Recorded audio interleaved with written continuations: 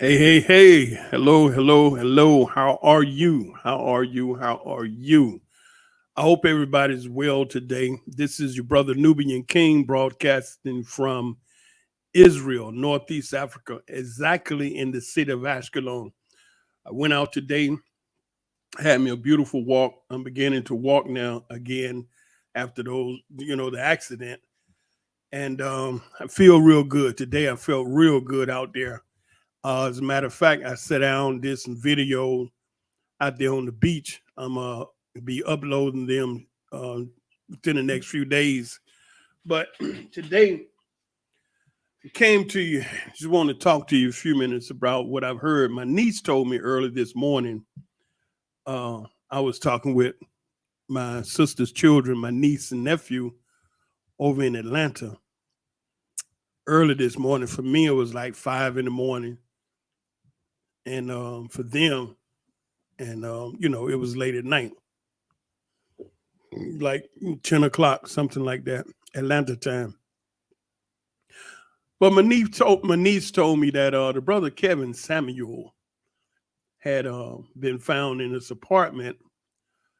Uh, no, I'm not gonna say his apartment, but he was found unresponsive, which means they found him dead at 57 years of age, and he's the dating guru. Okay, and he's a self-proclaimed influencer. And Kevin, he had a large following on social media. He had over 1 million followers on Instagram, and he earned pretty good money, very good money through his YouTube channel, Kevin Samuels, where over there he had 1.4 million subscribers. And Kevin, he also he he had his own showroom called Life and Style by Kevin Samuels out in Los Angeles, where he provided fashions and life advice alongside with his online program.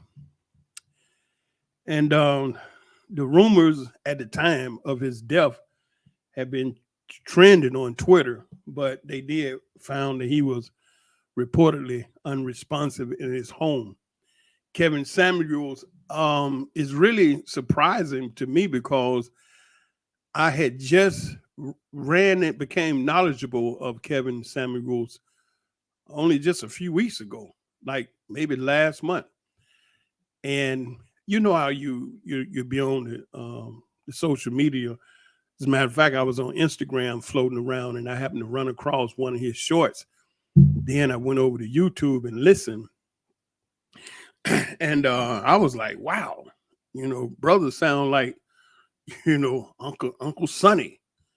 And I mean, telling the truth. But the thing, it was 2 points about Kevin that uh I really appreciated about the brother when he was talking with the sisters. Kevin Samuels was always cool and mild mannered. And the way he spoke to the sisters, to me, now I could be wrong, and you all can see it any way you want. But to me, the way he spoke with the sisters was very mild mannered, very laid back, but absolute raw truth. He was not lying to those sisters. And I believe that may be the issue with those women that celebrating this brother's death because of that truth that he brought. And he brought it in a manner where you really couldn't, dispute it. First, he was cool, he was laid back, he'll tell you. And he would make these sisters that he talked to, first of all, the few videos that I saw, he would make those sisters stop and answer the question and really look at themselves. And that's where I believe a lot of these uh, people that celebrating this brother's death, that I believe that's the real problem they had with this brother. And it was the truth that he made them look at. And a lot of people, woo, it's hard to deal with that truth. You know, it's hard. You know, I mean, you know, remind me of some white people when they have to look at their history. When you have to look at America history, America don't have a whole lot it can stand up and cheer to the world, especially when it comes to human rights and the truth as to the history, America's history, when it comes to dealing with people the world over. And so this brother Kevin Samuel, man, he those few videos I saw, he spoke nothing but the truth. You know, he wasn't, to me, he wasn't disrespectful, you know, talking all crazy to the sister. That video I saw, the last one I saw, he talked with his sister. She was fat. She was what I would call back in my day a plain Jane, you know, back in, you know, like, you know, I'm 60. He was 57. So by him being 57, that means he got a taste of what I grew up in. And he was only 3 years younger than me. So that means that a lot of stuff and a lot of the ways that we grew up, he understood them. He grew up in it too, 3 years apart. You know, I'm 13, he 10. So we was in that same, you know, space. You know, I'm from Atlanta, Georgia. He's from Georgia. And the way he spoke with the sister, to me, and I could be wrong, you know, I'm not, you know, I'm open for correction.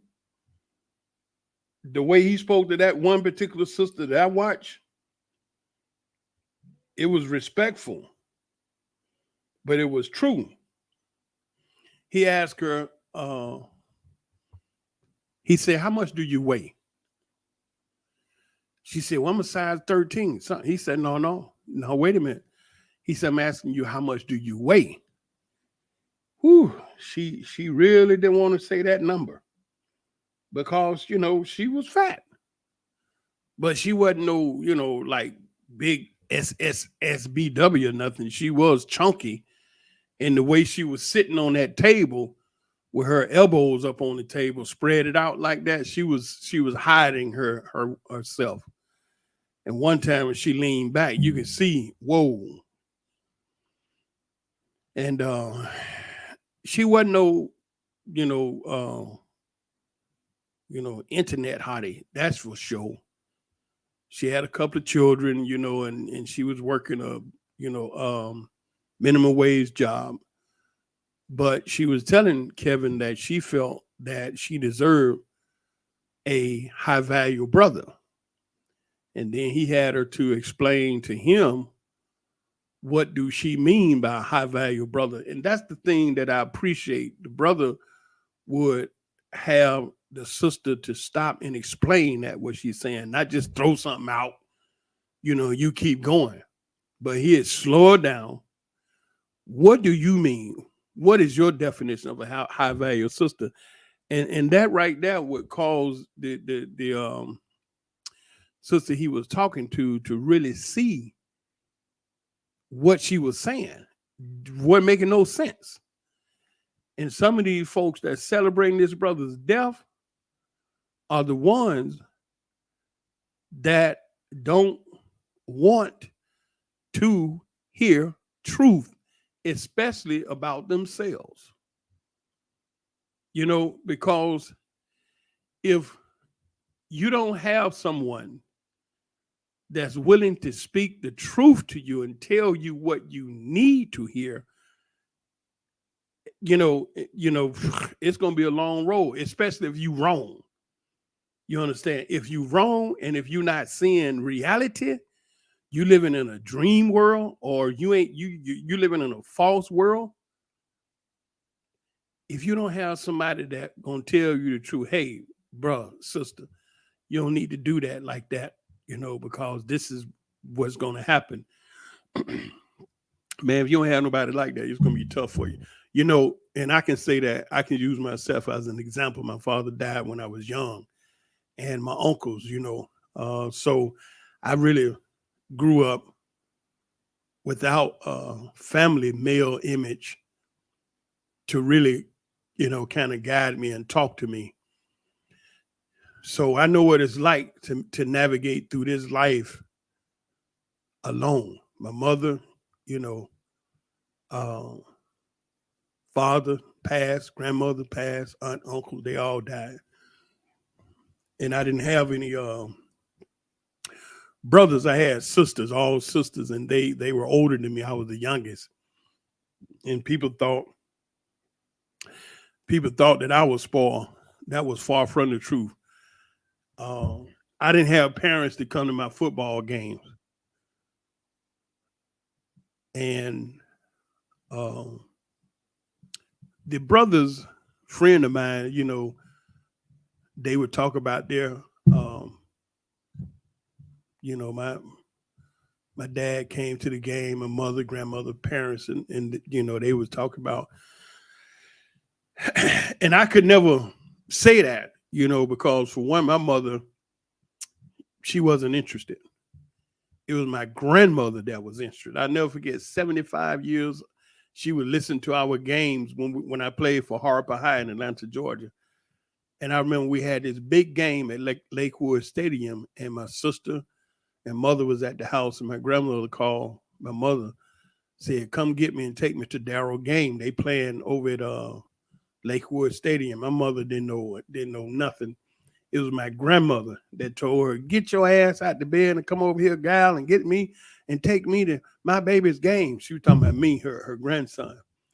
And that was the only one game my mother came to. I played elementary, high school, and college football.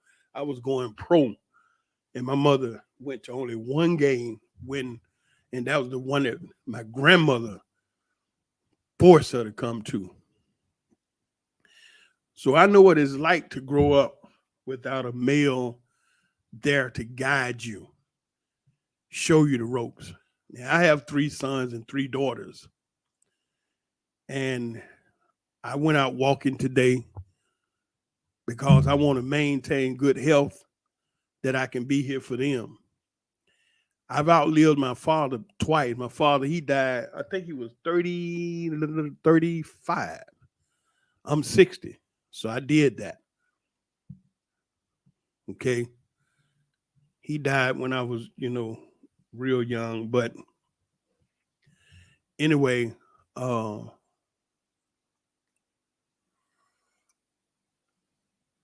this brother, Kevin Samuel, to some people, he was a waymaker. He was a truth teller. Even though the truth that he was telling, it wasn't always easy and pleasant for some of the women, some of the sisters he would talk to, but it was the truth. And if you had a problem with what the brother was saying, you might need to think about what reality you living in. Because every broadcast that I watched, I'm saying it wasn't a lot. Based upon the question he was asking the sisters and the comments he was sharing with them, brother was just telling the truth. Now, would I be interested in doing something like that? Absolutely not. Nope. Me? Mm-mm. The things that I talk about and share is to cause you to think. And you know me, if you've been watching my channel and been listening to the things I've been saying, I talk about a multitude of topics because we're dealing with a multitude of topics as Nubian people on this planet. I just wanted to say that this brother passing, and I'm hearing that, some people are happy that he died.